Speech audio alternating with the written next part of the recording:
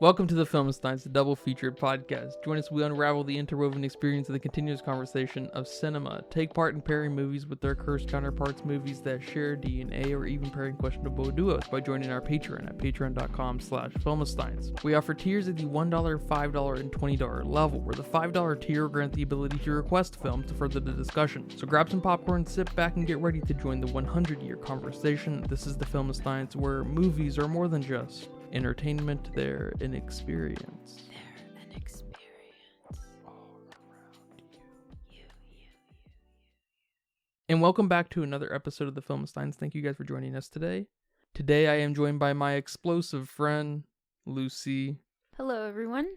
Remember, we post every Monday, Wednesday, and Friday with brand new episodes of the Filmsteins. Some recent episodes include the Zone of Interest, 2024's Mean Girls, Ferrari, Poor Things, and our 2024 Academy Award predictions. Remember to leave nice comments, thoughts, and ideas over on our Patreon at patreon.com/Filmsteins. Leave nice reviews over on Apple Podcasts, Google Podcasts, all podcast platforms. Come request a movie. Come subscribe for $1 or more. We appreciate all the support. Thank you guys so much. Are you stressed and filled with anxiety like I am? Maybe in a bit of pain from that car accident you had a few years ago? Well, the sponsor of today's episode, Hempville CBD, has us covered. They have the highest quality products created by chemists and doctors. Hempville carries everything from CBD to THC dispensary grade without those despicable dispensary prices. Order your Delta 8, 9 edibles and vapes along with the THCA flower and get free shipping when you spend $50 or more at HempvilleCBD.com. Check out the link in the description for more details.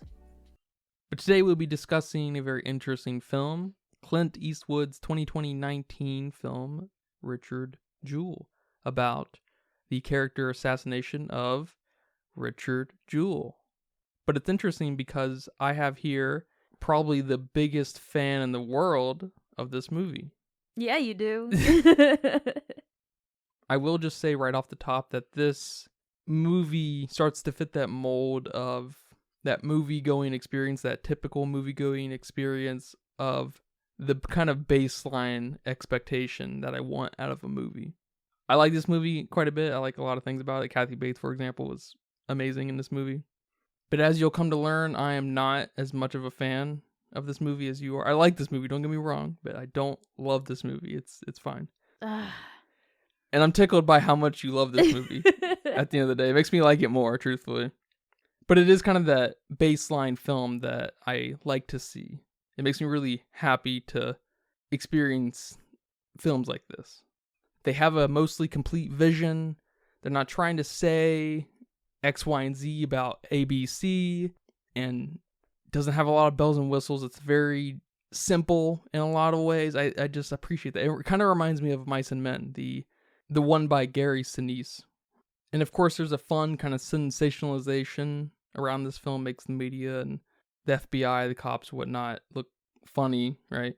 But I'm very curious what you have to say about this movie after all these years, only 5 years since it came out. We saw it in the theater when it first came out. That was fun. We recently watched it again.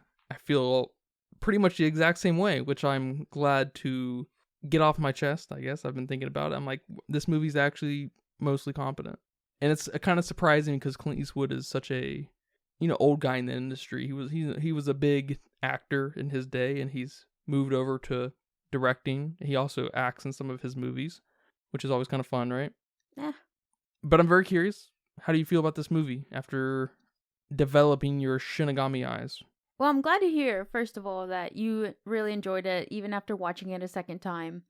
There are some films that we have done that with that just kind of lost a little bit of that magic of seeing it maybe at the movie theater or having a story kind of like this. So I'm really glad. But this is a film that instantly fell into my favorite of films. And rewatching it now, I think I cried the second time more than I cried the original time. Something about knowing, and shit, I'm gonna cry now. But just something about knowing that he's innocent And rewatching this just was messing with my heart. It was tugging at my heartstrings like nothing else has, which I'm sure other things have, but this movie isn't powerful in its message, but it's really powerful in this character that we have and kind of everything he stands for.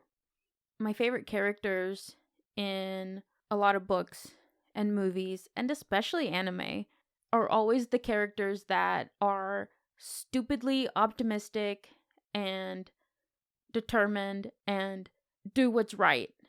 Is it always the law? Maybe not, but it's always justice and doing what's right for the people and the people around them. I'm thinking Goku, I'm thinking Luffy, I'm thinking Naruto, I'm thinking like Anne of Green Gables. These people that are just almost naive but so wise in a way. And that's where I'm throwing Richard Jewell. And something about that just warms my heart, and watching him go through this and his character being defamed and him just being put on the spot like he is and being torn down, and just his essence of being optimistic. And yeah, you guys need help. Sure, what you need, I'm law enforcement too. I know how it goes. And especially that scene where he's trying to defend to his mom, like, well, they're just doing their job. And she's like, you idiot. Like, don't you see? And just something about that type of character, I absolutely love. It's such a trope. And I don't know if these characters are people's favorite characters per se. No one's favorite character is Naruto, but he's so inspirational. No one's favorite character is Goku.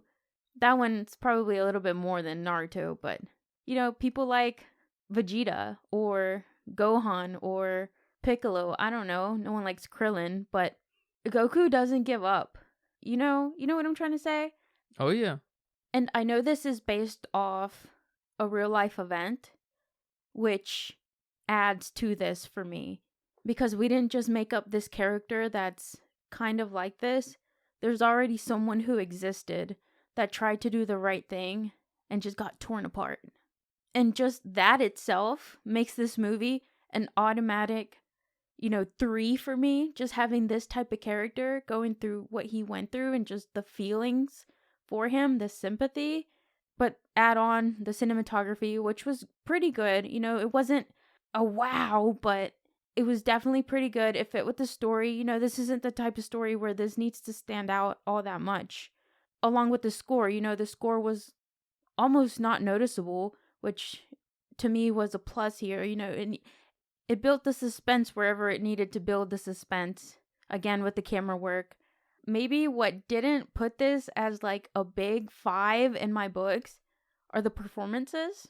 I think we had really one notable weak performance here, and Kathy Bates and Paul Walter Hauser were standouts. And I even love the pacing of this movie. One of the complaints I saw online mostly was the pacing and just kind of how boring it was when it first started. But I didn't find that a problem whatsoever. It needed to beautifully create this story, and we needed to know what kind of character Richard Jewell was before the intensity of the media and his interrogations. Yeah, I guess if you're not charmed by the hero idiot and the kind of shenanigans that comes with that, him pulling people over on the highway when he's, a university security guard, if that doesn't tickle you, you probably won't get a lot of mileage out of the first 25 minutes or so, 30 minutes. But they definitely go hard on not letting you forget who Richard Jewell is. And you can almost see a little flatness in him because he's got one thing in his mind, that he is going to be a cop, that he is a cop, that he shares a similar mindset to people like the FBI and whatnot. But he's a little bit of an idiot at the same time, so it helps kind of justify his simplicity.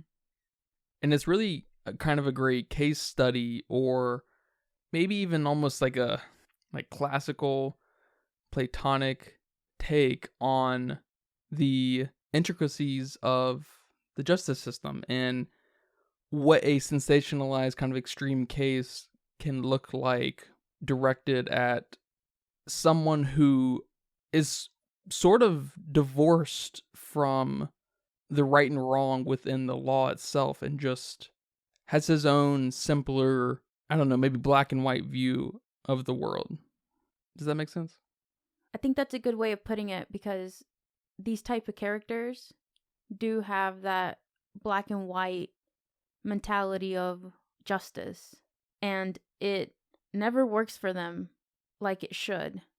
And of course, in Goku and Naruto's example, these are animes, so they could theoretically work for them in a way, but this is somebody's life. This was somebody's story, and unfortunately, you can't get away with that kind of thinking out in the real world, which is another reason why I have such a soft place in my heart.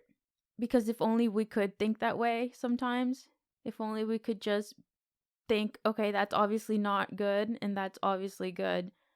Because to me, even as silly as these scenarios that he does, even as silly as they sound, I almost tend to applaud them.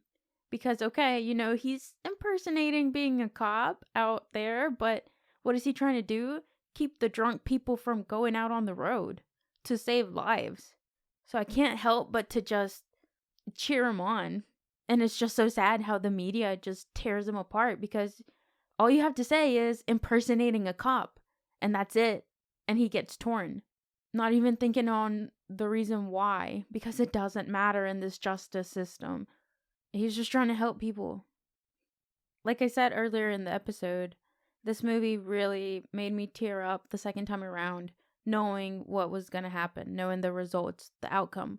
And there were several scenes that, of course they shatter your heart.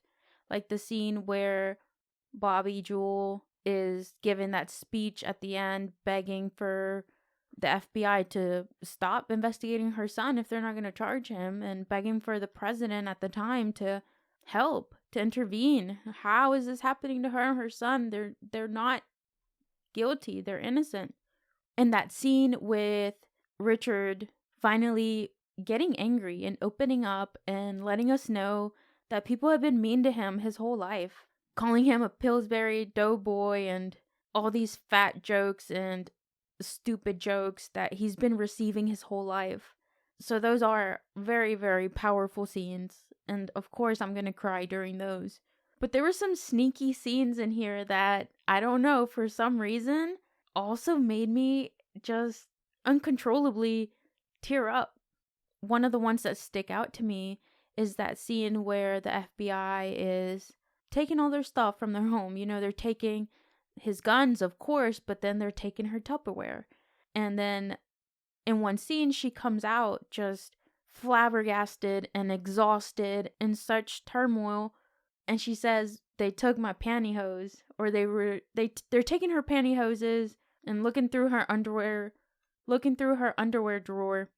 And for some reason, I just couldn't help myself. Just that invasion of privacy for a family that's not even doing anything wrong, but having that level of intrusion with, her undergarments. And she's an older lady. Of course that affects her more than it does maybe someone younger, maybe someone from our generation. That's like a big, that's a big no-no. You don't touch people's underwear. And why is that necessary for you to take? Yeah, they definitely make the FBI and the cops look literally insane, taking all of their stuff. Whether they do that in real life or not, it doesn't really matter. But they make them... They definitely villainize them here. Yeah, they make it look like they're going to paint this picture however they want. And of course, the cops are not your friend, especially when you are a suspect. So, we see that through Richard Jewell saying that it's just their job. They're trying to get this story straight, whatnot. But you tell me how the guys in 12 Angry Men put a better investigation together in a single room than the Atlanta FBI did. Tell me that. When they were, running around trying to frame Richard Jewell. It made the FBI also look stupid. Yeah. Which is, it's funny. At what cost we still ruin Richard Jewell's life. And that's not necessarily because of the FBI. It isn't, I guess. It's because of the media. And they ran away with, convicting him right away. At least the FBI didn't do that, I guess. They didn't throw him in jail for the whole period of investigation. Yeah, I've been trying to really think about the reason for making the FBI look the way they do. I don't know if it was just to exaggerate Richard Jewell and his characteristics. Yeah, no, it's to sensationalize the whole situation and have this kind of heightened view of it all. Because Richard Jewell is, obviously exaggerated. He just, I'm one of you guys, man, cop to cop. And of course, we're going to sensationalize the media because they are going to sensationalize the story. So we have this kind of circular sensationalization. And so the FBI being a little more tamed in this scenario would probably stand out in a weird way. And so we needed to kind of accentuate their crudiness. Especially, it's funny enough that one guy who hardly said anything, he was like the sidekick to the main FBI guy. His face, he looked so sneaky and gross. And He did. He was really good at kind of running that home. That's funny you say that, because he did. He looked like he was up to something. Yeah, and I guess what I'm trying to say is the main takeaway of the movie, if that's even important to me. I guess I briefly thought, okay, well, I didn't know the FBI could potentially do something like this. Maybe not to that extreme, but at least lie to me about why they would need me. I mean, that interrogation scene where they were faking doing a training video, that one got to me too. That one was rough to watch, especially when Richard caught on and they were like, okay, well, sign this. He's like, okay, and then he pretended to sign. They were like, no, sign it for real, for authenticity. He's like, I'm not gonna sign something I don't agree to. And I'm like, yes, Richard. But it was just so heartbreaking. So is it like a cautionary tale here, also, in a way? Or is that just me? No, of course, especially here in America where we're notoriously afraid of the cops, or we have this weird relationship with the cops here. It might be like that everywhere across the world. It probably should be, but even more so, especially now here in the United States, the media is the worst at sensationalizing. I mean, first and foremost, we're all a little bit guilty of this here and there, but a lot of people don't even read articles anymore. They just read the headlines. That's a problem. Yeah. The media knows that, hence clickbaity type things. I don't even know if we can call it clickbait anymore because you don't have to even click anymore. You just glance at the headline and you're good to go. Yeah, that's even worse. But I don't know about in the 90s or even 10 years ago probably. The media is not the greatest at doing investigative work. And you can especially see that here. Not that this is depicting a real scenario. It's hyper fictionalized, right? Of course.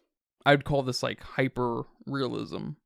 We've got these kind of real tethers to tendencies and sensibilities, but they're just accentuated out the ass. But was there ever one moment where one of these so-called investigative journalists came to Richard and, tried to take him out to dinner and talk to him and get a real story out of him? No. They were vultures. They just jumped on him like a paparazzi. They treated this poor man like he was, one of these poor celebrities who get fucking run down by these psychos, who just are in movies and sing and stuff. It's like, that's crazy too. But they just waited outside like zombies, Even our main journalist here, Kathy Scruggs, didn't put any legwork in to getting a story. She put some legwork in. She did do some legwork. Yeah, that's true. I think that's very nicely said, because no, we don't see that for many of them. Of course, like you said, this is an exaggerated case, an exaggerated film of a real life event. But I do like that we do have some guilt from Kathy Scruggs eventually at the end, even though she still refused to do a retraction article about anything. And even when the lawyer, Watson Bryant, brought him to the newspaper place, she couldn't even look at Richard Jewell in the eye. Was that for the guilt, or was that because he was fat? I mean, how despicable is she? Yeah, she's totally irredeemable in this movie from every angle. How did you feel about Olivia Wilde's performance of Kathy Scruggs? You know, it's hard to say because we didn't get anything real performative out of her. She was playing a caricature of a scumbag. And I haven't seen an awful lot of Olivia Wilde, I don't think. I guess I'm mostly familiar with her directorial debut, Don't Worry, Darling, where she's a little out of her league, I think, trying to put something like that together.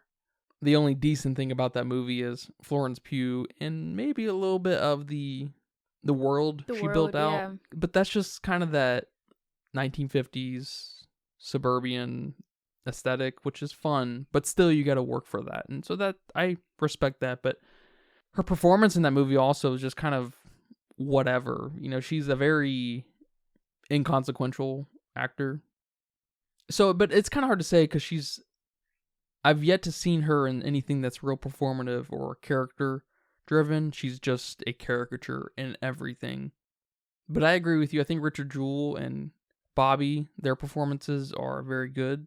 Kathy Bates obviously steals the show away when she's on screen. I probably cried every time she was on screen. Yeah. Just because she's got a lot of oomph in her, you know. Yeah. To Richard Jewell's credit, he's, you know, a little bit of a simpleton, so we get a little less out of him. And so, but when we get those explosive moments, they do hit pretty hard. My favorite one is at the very end when he's sitting down with his lawyer, Sam Rockwell, is that his name? Yeah. He's also fun. He plays the same character and everything. Oh, does he? But he's a fun personality in a movie. That's my favorite moment out of Richard Jewell. When he finally kind of just takes control. As much as he can, I guess. Because they still, at the end, have to, you know, kind of have the final say. And like, here's your letter. And, you know, it's an exciting moment, but... But it means so much to him.